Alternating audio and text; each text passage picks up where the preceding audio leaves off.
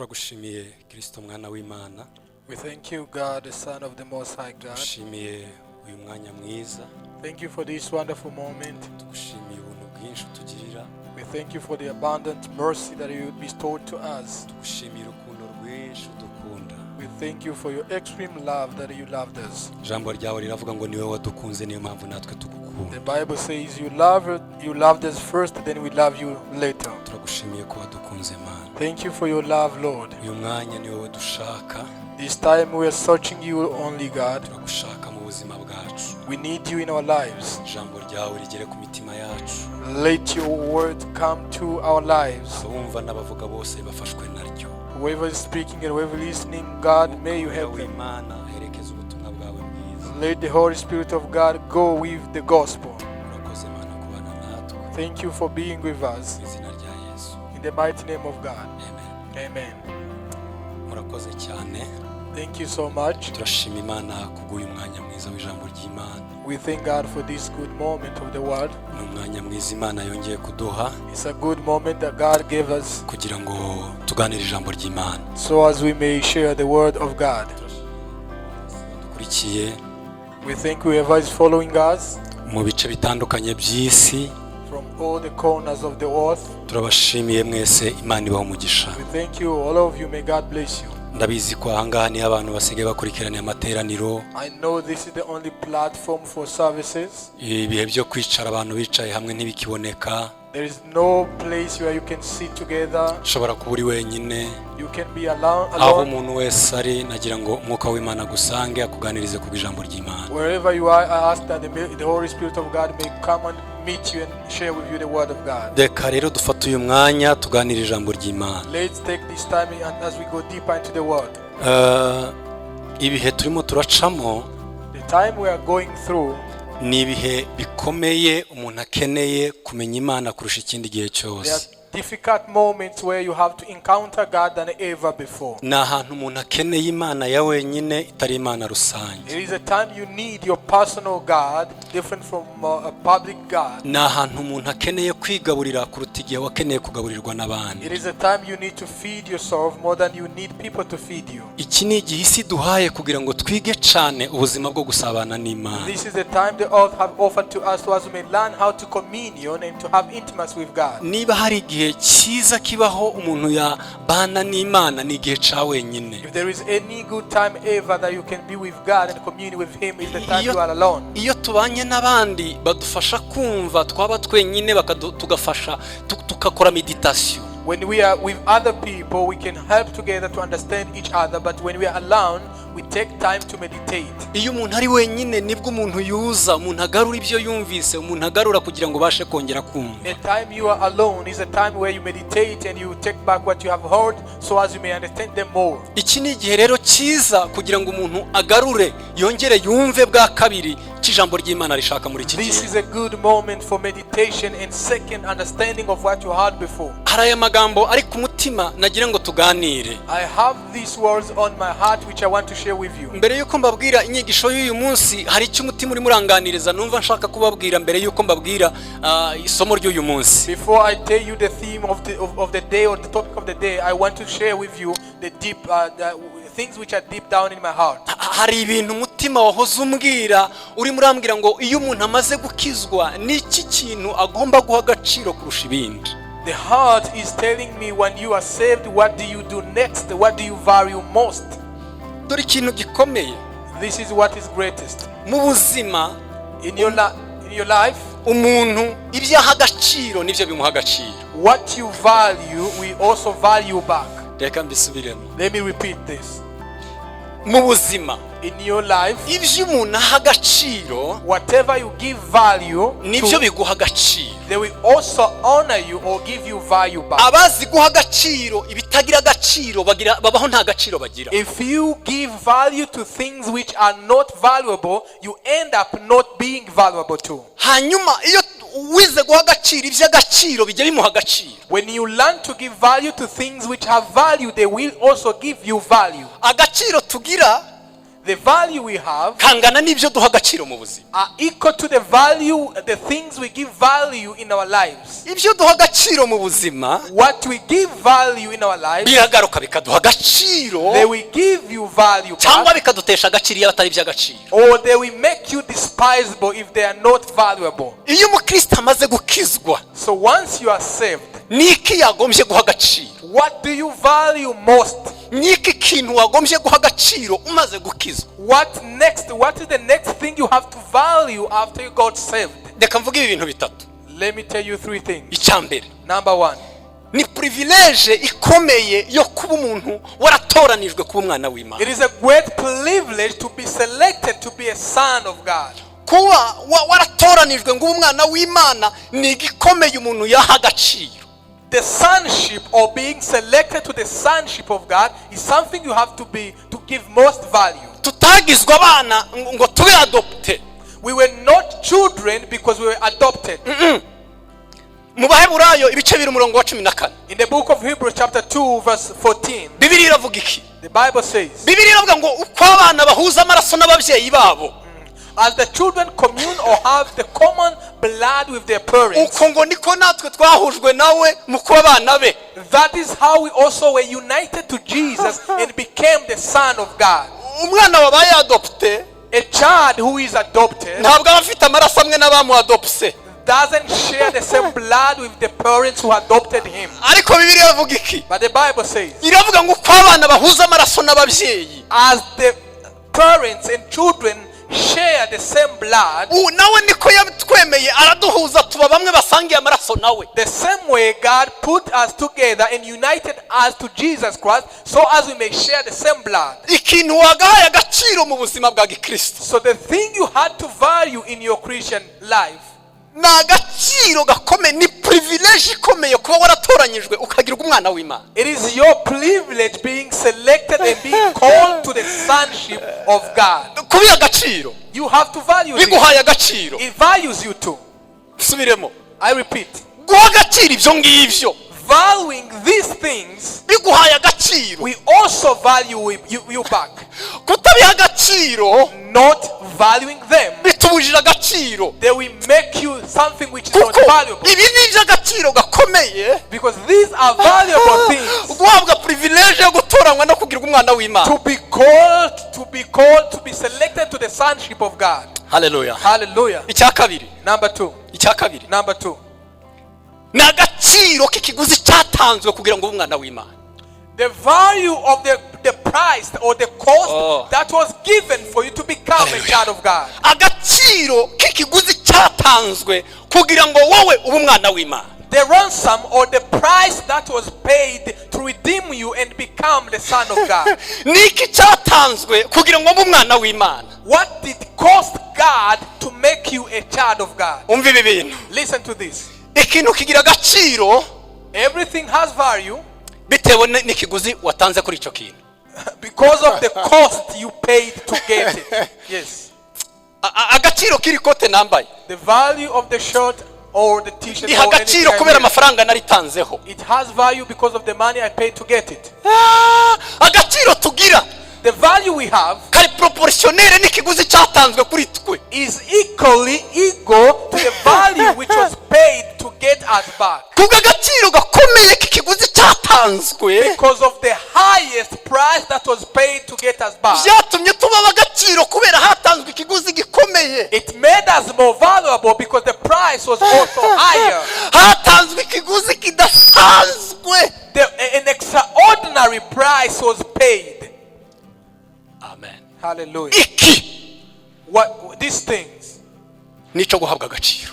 is to be valuable.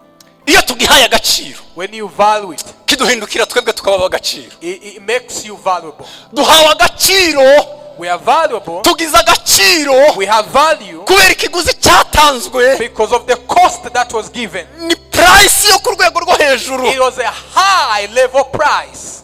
ntabwo ari intama. It is not a lamb. kuko intama ntizabashe kuducungura. Because a lamb could not redeem us. hari ibintu nahoze ntekereza kare. There are things I was meditating.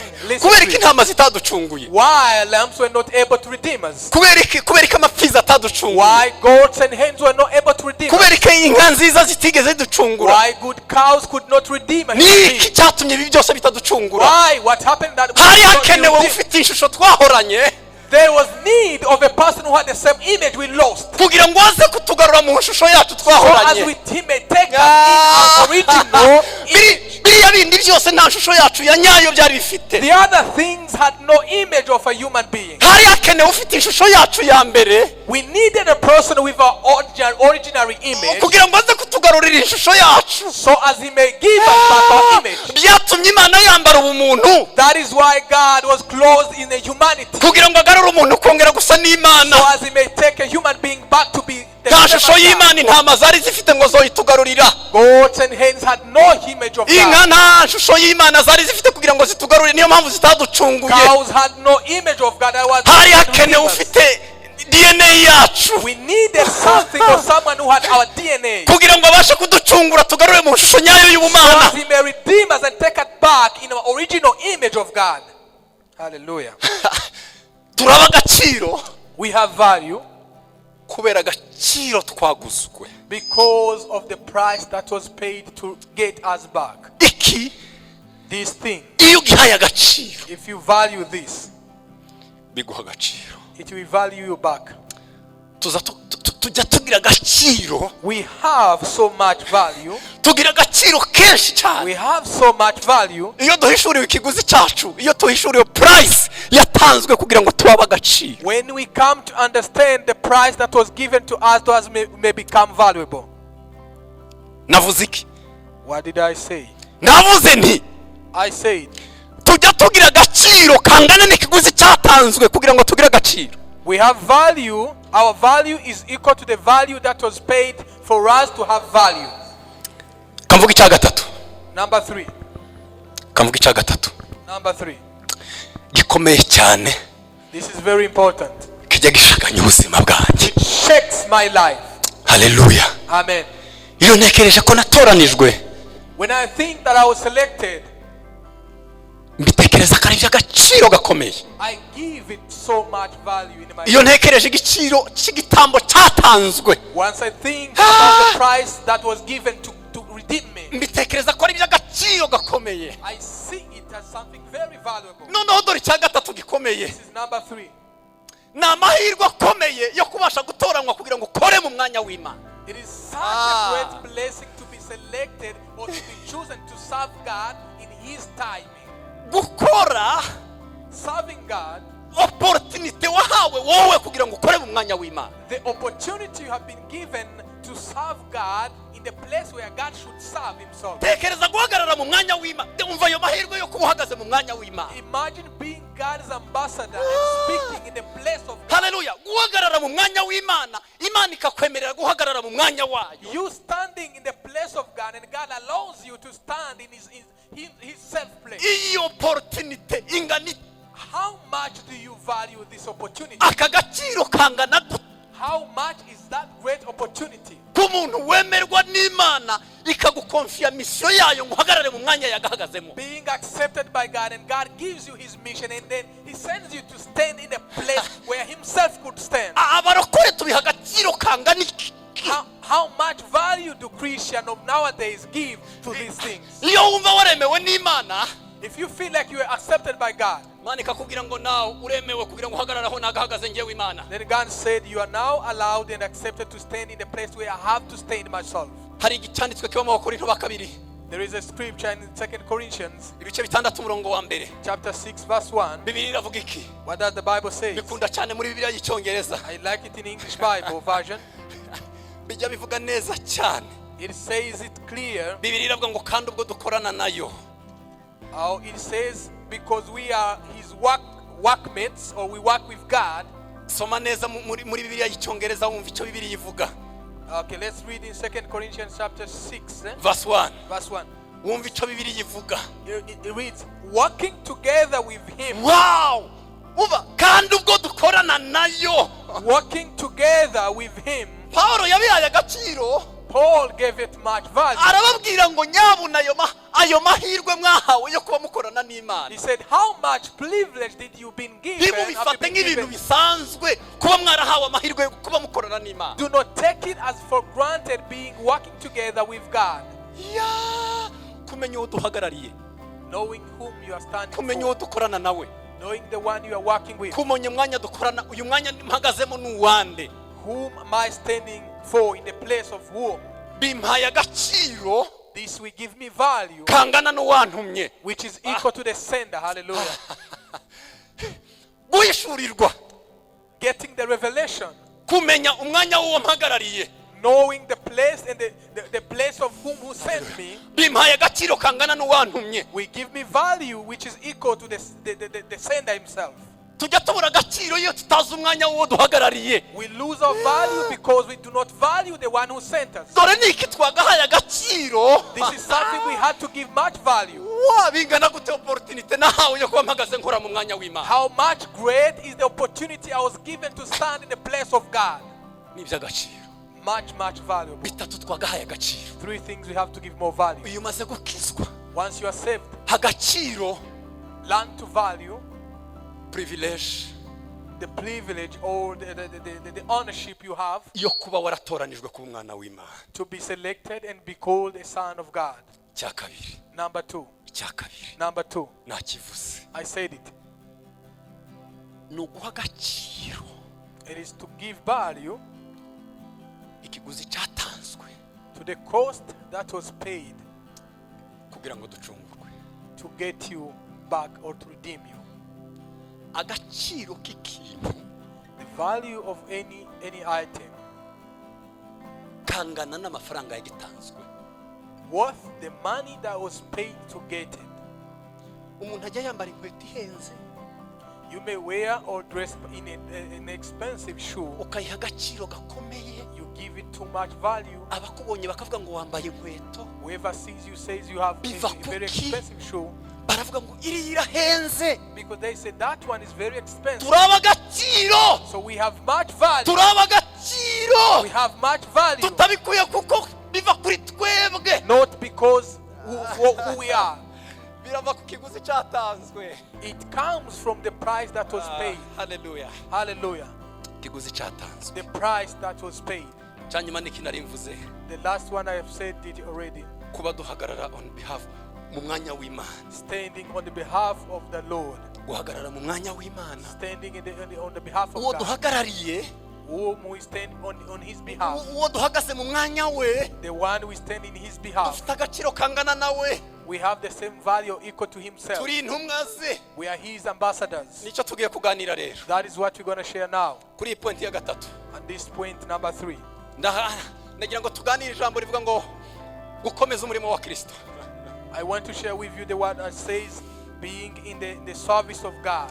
Gukomeza umurimo wa Kristo, Strengthening the service of God. The ministry. gukomeza umurimo wa Yesu Kristo. Go on with the ministry of Jesus Christ. Kimwe mu kintu gikomeye dukeneye kumenya muri ubu buzima, One thing we have to know in this life, Kristo Jesus Christ, yasoje umurimo we, he finished his work, ariko umurimo we ntiwarangiye. but his work was not finished. Yarangije umurimo we, He ended his work, ariko umurimo we ntiwarangira. but his ministry was not ended. Umva iki? Listen to this. Kristo yatumwe na se, Jesus Christ was sent by his Father, se nawe aradutuma. and his Father also sent us. Icyari kizanye Kristo Why did Jesus Christ came? kwari kugira ngo abone abatuma gukomeza umurimo we. He want to have some people to send so as they may go with the ministry. Ninde ukomeza umurimo wa Yesu Kristo? Who is going to take over the ministry of Jesus Nkunda Christ? kuvuga iki ngiki, I like to say this. tujya dutsindwa mu buzima bwa Gikristo We fail in our Christian lives iyo turimo turabona success, iyo turimo turatsinda ibitari umukoro. when we succeed in something which is not our assignment. Kambisubiremo, I repeat again. mu buzima bwa Gikristo turatsindwa We fail in our Christian life iyo turimo turatsinda ibyo tutahawe nk'umukoro. when we succeed in something which was not originally given to us as an assignment. Kristo ajya gusubira mu ijuru, Christ, when he was ascending to heaven, yadusigiye umukoro. he left an assignment to us. ibindi rero turi mu gutsinda bitari umukoro twasigiwe. Whatever else you can succeed in which is not the original assignment that Jesus gave you, you are failure. none ni gute ubuzima bwa Kristo twabaho dukomeza uriya mukoro twasigiwe? How can we live a Christian life with the same ministry that Jesus Christ left to us? muri Yohana 17 umurongo wa 18. John chapter 17 verse 8. Reka dusome. Let's read. 17 17 umurongo wa 18. verse 18. uko wantumye mu isi nanjye niko nabatumye mu isi. Soma mu Cyongereza. As you sent me into the world, so I have sent them into the world. Dore icyo nari mvuye kuvuga niki. This is what I have said. Yesu yatumwe na se. God sent Jesus. muri disikuru ya nyuma arimo arasezera abigishwa yavuze iki? In the last farewell speech, when Jesus was giving a farewell to his disciples, nibwo yarimo asezera abigishwa be. he was giving a farewell to disciples, arimo arabasengera isengesho rya nyuma. and he was praying to them the last prayer. avuga ikintu gikomeye. He said something great. arababwira ngo uko data yantumye kuko nari intumwa ya He data. said, as my Father sent me, because I was a messenger of my Father. nari intumwa ya data. I was the messenger of my Father. none ubutumwa bwa data ndabushikije. Now I have completed the message of my Father. Aha, none uko data yantumye. Now as my Father sent me, fashe bwa butumwa bwa data. I take the same message from my Father ndayibakoreye. and I give them to you. uko data yantumye As the Father sent me, namwe niko mbatumye. so now I also send you back. message nakuye mu ijuru. The message I got from heaven, umutwaro wankuye mu ijuru. the burden I had from heaven, dore niwe namwe I mbahaye. give it to you. dore umukoro. This is your assignment. ibyo tuzakora What you will do mu buzima bwa Gikristo in your Christian life, bitari kuzuza uyu mukoro. which is not fulfilling this No assignment, you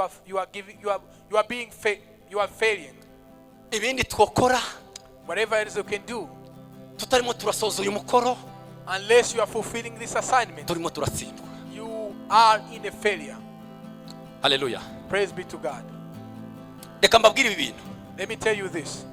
Yesu ahamagara abigishwa be When Jesus called his disciples, ntabwo yabahamagaye umunsi wa mbere ngo ahita abatuma. he didn't call them for the first time and then send them the same day.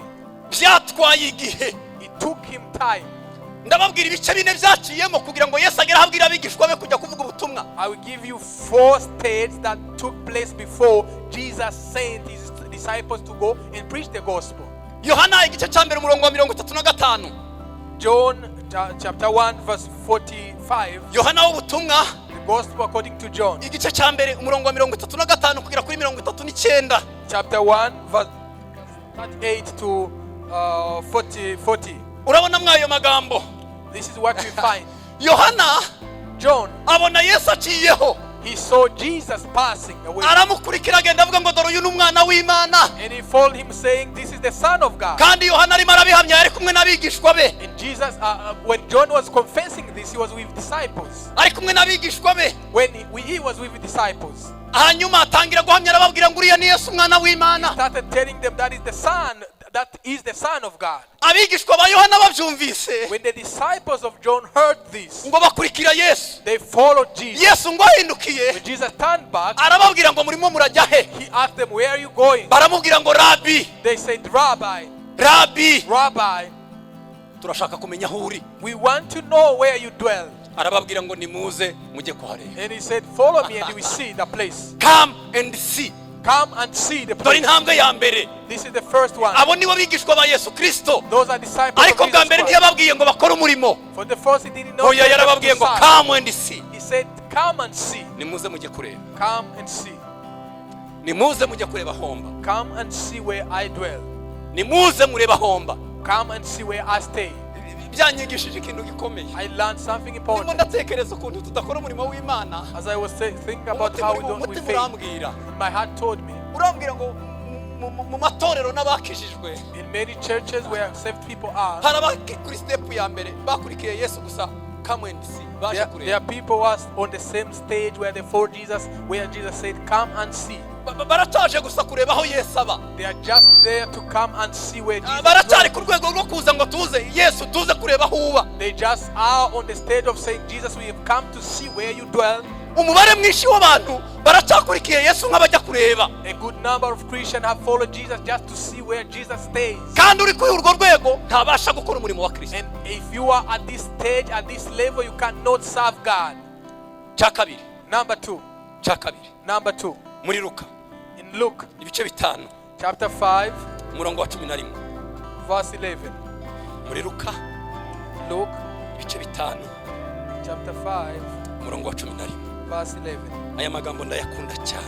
I like this word so much. Yesu ni umukozi w'umuhanga. Jesus is a special man. Iyo uhereye ku murongo wa 5. If you start from verse 5. Urabona Yesu asa ajya mu kibaya. You see Jesus moving in the valley. Yesu ajya mu kibaya ngo asanga abigishwa be. Jesus met his disciples in the valley. Asanga ba Petero bari ku nyanja. He saw Peter on the boat. Hari ku manywa bwakeye barimo bakesheje ijoro batarobye. It was on the day where they have spent all the night without fishing. Wasanga amata abiri. And he saw 2 boats. Hanyuma ngo arababwira ngo nibayatsure. And he said to them, put them into the sea.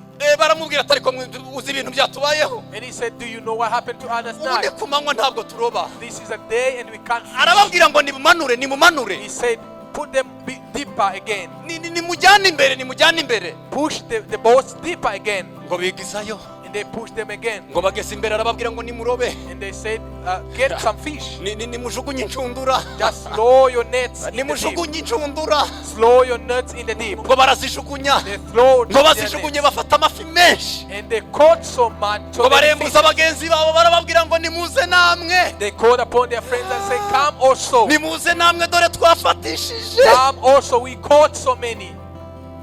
Umva igitangaje. This is what's amazing. Aba ni babandi yabwiye ngo nimuze mureba aho ntuye. Come and see. These are the same people he said, come and see where I stay. Umva icyo yababwiye noneho. Now this is the second level. Cya kabiri. At the second level. Ntabwo yongeye kubabwira ngo nimuze mujye kureba homba. He didn't ask them to come and follow him and see where he dwells. Kuva none. He told Peter, from now, ntabwo uzongera kuroba amafi. you will no longer fish the fish. Get the fish. Ugiye kuba umurobyi w'abantu. Now you're going to become a fisherman. Arababwira ngo nimukurikire. You're going to become a fisher of men. Arababwira ngo nimunkurikire. Now he said, follow me. Ngiyi intambwe ya kabiri. This is the second level. Kurikira njyewe. Follow me. Nimunkurikire. Follow me. Ntabwo ari ukujya kureba homba. Not saying, seeing where I dwell. Nimunkurikire. Just follow me. Niki gikomeye. What is the greatest level? Niki gikomeye. What is most important? Naha naho. This level also. Abakurikiye Yesu. Those who follow Jesus. Tibarageraho bakora umurimo wa Kristo. They have not reached a point where they can serve God. Abakurikiye Yesu. Those who follow Jesus. Abakiri inyuma ya Yesu bakurikiye. Those who are following Jesus. Tibaragera ku rwego rwo gukora umurimo wa Kristo. They have not reached the point where Yesu they can serve yarataragera God. ababwira ngo nimukore umurimo wanjye. Jesus did not tell them, do my. Kandi ku by'umubatizo n'iby'ubuntu bwa Yesu Kristo twagiriwe tugikizwa aho gutekereza icyo tumaze agakiza. I'm so astonished when people are learning the basic things or fundamental things of Jesus Christ, like baptism, also the abundant grace we received when we get saved. Ndimo ndibaza twongere dusubira kuri fondasiyo yo kwiga ngo agakiza niki ubuntu bwa Kristo twagiriwe niki dusubireyo. I wonder, do we have to come back and study again what is salvation, what is grace, what is baptism? Hari hageze aho dufata agakiza ngo tugire abandi tugahereza. That was a high time for us to take the gospel and take it to other people. Ariko ntabwo hari igihe cyo gusubira kandi ku mubatizo no gusubira ku by'ubuntu bwa Yesu Kristo twagiriwe. It is not the time to go back to the foundational teachings of Jesus Christ, like grace and baptism. This is not the time. Icyo cyari igihe cyabo muri mu wa mbere. That was the time of people who are at the first level. Nibo bazabiga ku by'agakiza. They have to learn what is salvation. Bakabwirwa ko gukizwa ari ubuntu. They are said that salvation is free. Sirwo rwego. That is not the level. Sirwo rwego twakagombye. That is not the level Hari where we ukuntu are. Satani ajya akerereza abantu mu gukora umurimo wa Yesu Kristo. The devil will always make you delaying in serving God. Aho kugira ngo ukore umurimo wa Kristo akakwereka ibyo kujya gukizwa umaze imyaka n'imyaka urakije. Instead of serving God, they show you how salvation is when you have been saved for so long. Ni igihe This is the time cyo gukora umurimo wa Kristo. to serve God, to serve Jesus Christ. intambwe ya kabiri ni mbaza kubabwira This is the second level I have told you. niyo gukurikira Kristo Is following Jesus. kandi abakurikiye Kristo Whoever followed Jesus, bari bataragera ku rwego rwo kwamamaza Kristo they have not reached the point where they could spread the news of Jesus. bari bagikurikiye gusa Kristo ngo tujyane nawe They were just following Jesus, just following him. ikintu cyari giteye bakurikire Kristo Why did it make them to follow Jesus? bari babaye challenged n'ibyo babonye Yesu yakoze They were challenged by what Jesus did.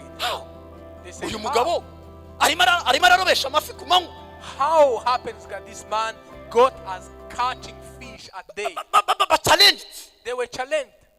baramukurikira They followed him. ariko bari bataramenya umurimo wo gukora Yet they didn't know what they were supposed to do. aha harimo ikindi gice kinini cy'abantu This is another gap, another multitude of people bakiri aho ngaho gusa bakurikiye Kristo just following Jesus, wandering there and here and there, following Jesus. intambwe ya gatatu Number 3, Yesu amaze kubana n'abikindi gihe kirekire when Jesus spent another long time mu with bico them, yababwiye this is what he said to them. muri Mariko 8:34 Mark chapter 8, 34. Mariko Mark 8 chapter 8, umurongo wa 34 verse 34. mwana w'Imana Yesu Son of God. ahamagara abantu n'abigishwa be arababwira ati umuntu nankurikira yiyange yikorera umusaraba we ankurikire.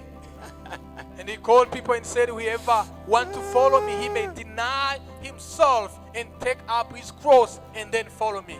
Ntambwe ya gatatu. Number 3. Iya mbere ni ukuza kureba Kristo.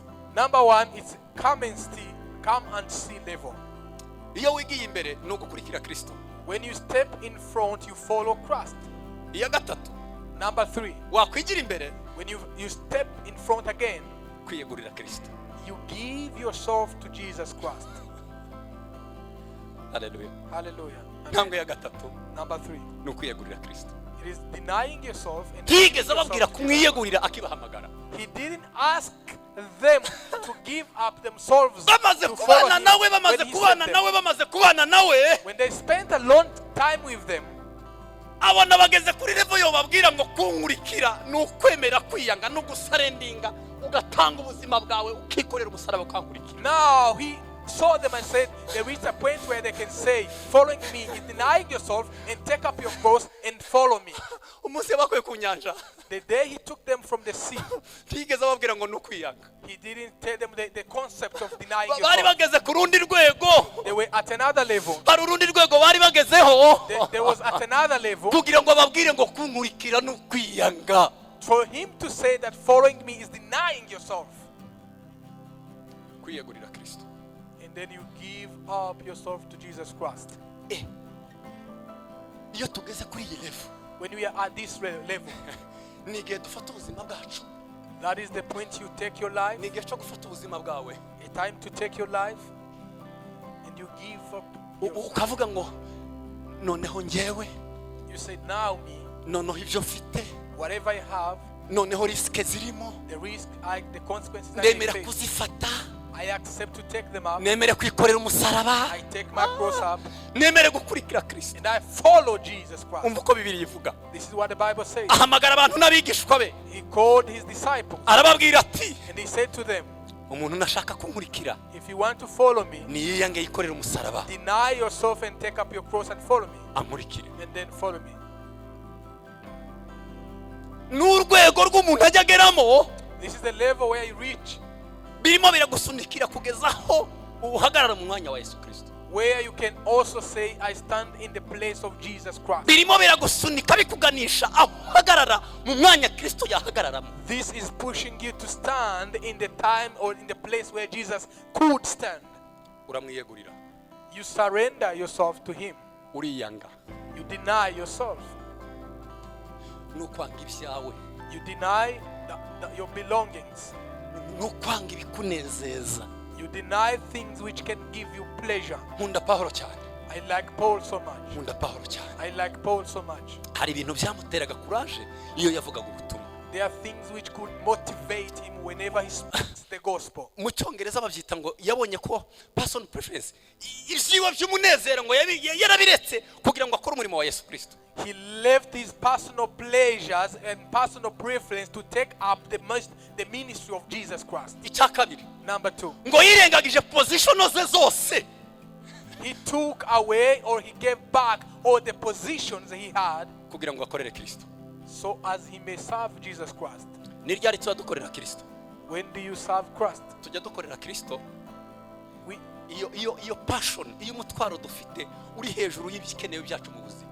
We serve God when the burden of Christ is above our personal gains, our personal burdens. Iyo passion dufite y'umurimo w'Imana When we have the passion of God, iri hejuru ya preference tugira zo mu mubiri. which is above our needs in Iyo life. utaramanura ubukene bwawe ngo bushire hasi, When your poverty has never gone down, bya bindi dukenera mu buzima twirirwa twirukamo bikeneye kuba hasi cyane tukazamura cyane umutwaro w'umurimo wa Kristo. all the things you run out in your everyday life have to go down so as the burden of Jesus Christ may be rolled in you. Iyo utarafata position zawe Once you take your position uzishire hasi and you take it back because of passion, because of the passion of Christ, kubera umutwaro wa Yesu Kristo, because of the burden of Christ, turakora umurimo wa Kristo. you have not served God yet. Ukeneye gushira preference zawe hasi You have to put down your preferences ugatora umurimo wa Kristo. and then take up the cross of Ukeneye gushira Jesus. position zawe hasi You have to put down your positions ugatora umurimo wa Kristo. and then take the ministry of Christ. Dore icyakane Number 4, icyo Yesu yababwiye, what Jesus said. igitabo cya Matayo 28 umurongo wa 19. In the Gospel according to Matthew chapter 29 and verse 19, Yababwiye gukora multiplication. he said, go and multiply. Hallelujah. Hallelujah. Yababwiye gukora He multiplication. said, go and multiply. Mwibuke amagambo yababwiye. Remember what he said. Yari yarababwiye ngo akabuto kadapfuye He said, unless the seed is dead, ngo ntikabasha kuvamo izindi, it cannot ngo multiply kugeza igihe itself. kapfiriye To the time it will kamara die gupfa ngo kakavamo izindi. and then multiply itself. Hanyuma arababwira ngo mugende muhindure abantu bo kwiswa abigishwa. And he said, go and make people my disciples. Yarababwiye gukora multiplication, kandi multiplication y'imbuto zibaho ari uko imbuto ya mbere yabanje gupfa. He asked them to go and multiply, and the multiplication of a seed never happened at least the seed is dead. Umva icyakane yarababwiye niki? Number 4, Yarababwiye ngo he said, come and die. muze mufe. Ngwino muze mupfe ku bwanjye. Come and die for me, for my sake. Umva urwego rwa kane. This is the 4th level. Kamisubiremo. I repeat again. Nimuze mujye kureba homba. Come and see where I stay. Nimunkurikire. Then follow me. Iyo ni iya kabiri. Number 2. Iya gatatu. Number 3. Nimwitange ku bwanjye. Deny yourself for my sake. None hageze ku bwa kane. Number 4. Ni ugufa ku bwanjye. Die for my sake. Uru ni rwo rwego This is the level abakristo where Christians dukeneye kugeraho need to reach ngo duhagarare mu mwanya wa Kristo. so as they may stand in the positioning of Jesus Christ. Aha niho dukeneye guhagarara. This is where you need to stand.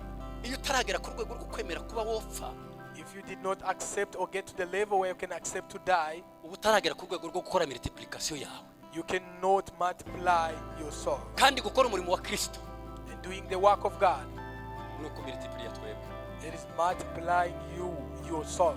kuko nico Yesu yababwiye. Because that's what Jesus said. Yabwiye abigishwa He said to disciples, muhindure isi abigishwa.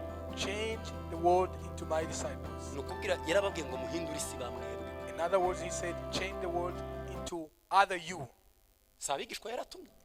He sent his disciples. Yarabwiye abigishwa be.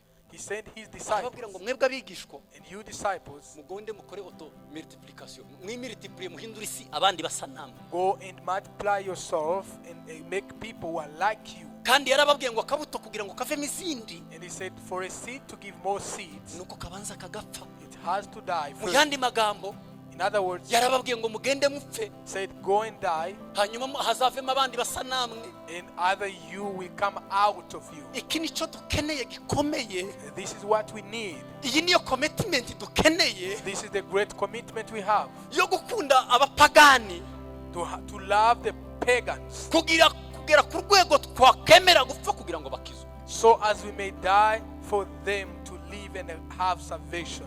Umurimo w'itorero ni uwuhe? What is the job of the church? Umurimo w'itorero ni uwuhe? What is the role of the church? Nuhe murimo itorero rikeneye gukora muri iki gihe? What can the church do in the time like this?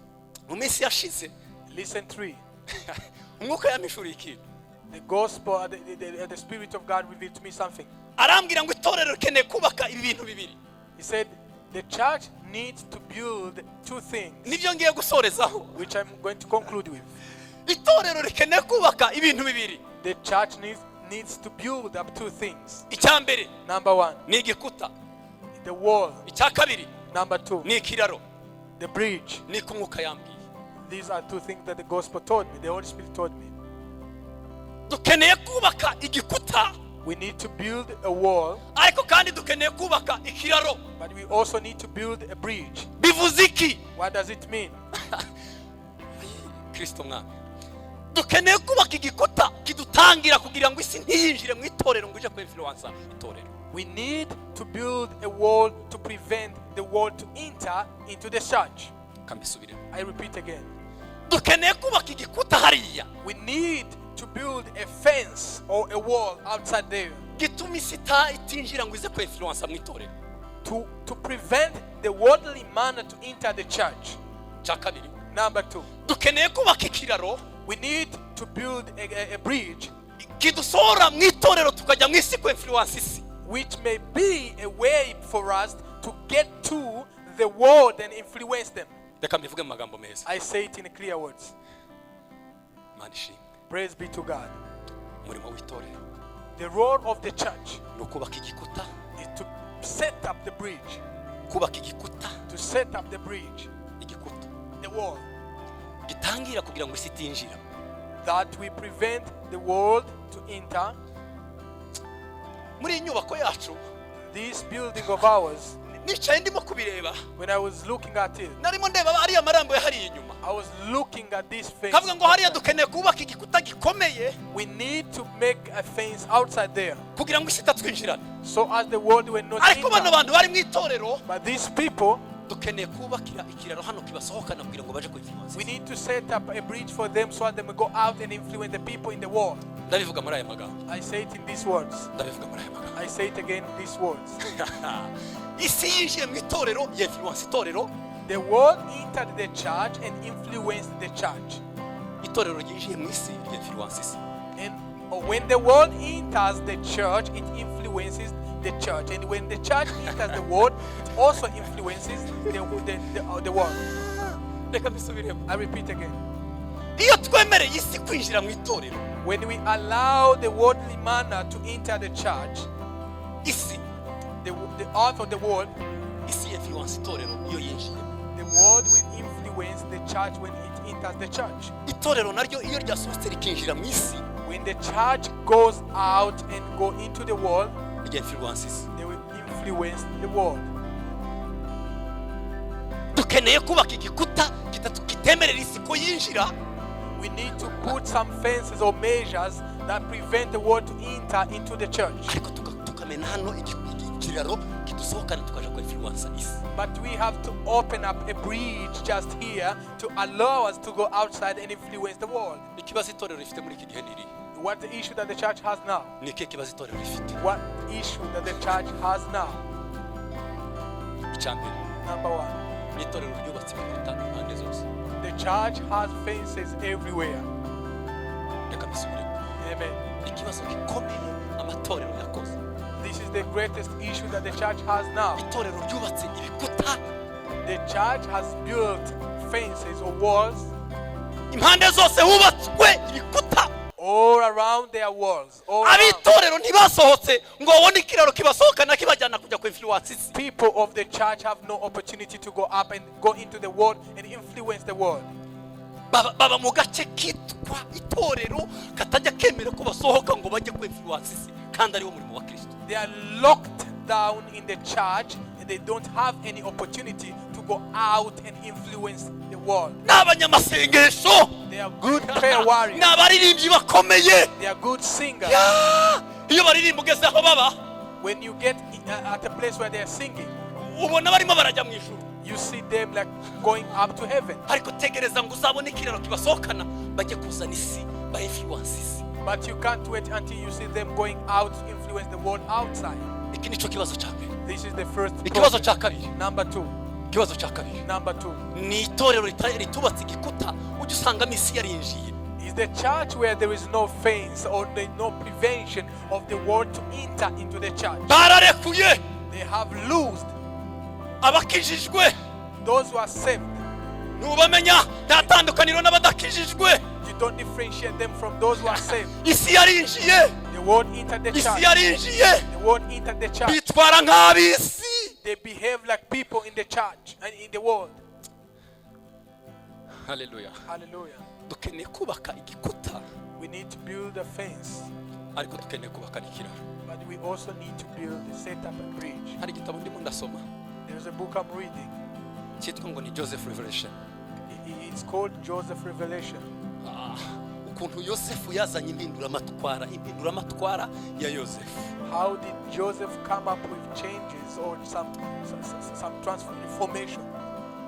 Ntabwo dukora umurimo wa Kristo ngo tuwukorere hagati y'ibi bikuta by'izi nyubako turimo.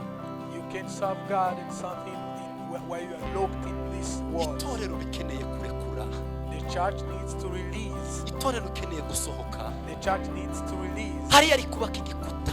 To go out and make a fence. Igikuta gikomeye. A great one. Isi itazatwinjirana ngo itwe influence. So as the world may not enter and influence. Ariko dukeneye kumena hano tugahamena ikiraro kitujyana kujya ku influence isi. But back down here we have to make a bridge that will nitujya mu isi tuzayiinfluensa. When we go into the world we influence the world. Ariko kandi isi niza muri twebwe izatwe influence. But when the world is in us it will influence. Turinde kwisiza muri twe. So do not allow the old to come in us. Ariko twebwe dusohoke tuyigemo kugira ngo twe influence. Just go and influence the world. Reka nsoreze kuri iki cyanditswe. I conclude with this scripture. Ibice bitanu. Chapter 5. Abakorinto ba kabiri. 2 Corinthians chapter 5. Cyanditswe nkunda cyane. The scripture which I love most. Cyanditswe nkunda cyane iyo ndimo ndatekereza kuri aya magambo. When I am meditating on these words Ibice bitanu umurongo wa 18. Chapter 5 verse 19. Bibiliya iravuga iki? The Bible says, iravuga ngo ariko ibyo byose bituruka ku Mana yiyunze natwe ku bwa Kristo ikaduha umurimo wo kuyunga n'abandi. all this is from God who through Jesus Christ reconciled us to himself and gave us the ministry of reconciliation. Ibi byose bituruka ku Mana.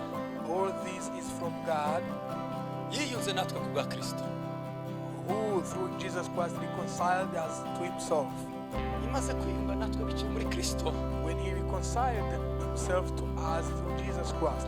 Hanyuma ngo iratubwira ngo natwe nituba bahuza abantu n'Imana. Then he gave us another mission to go and bring people to be reconciled to himself. Ibi ndimo ndavuga.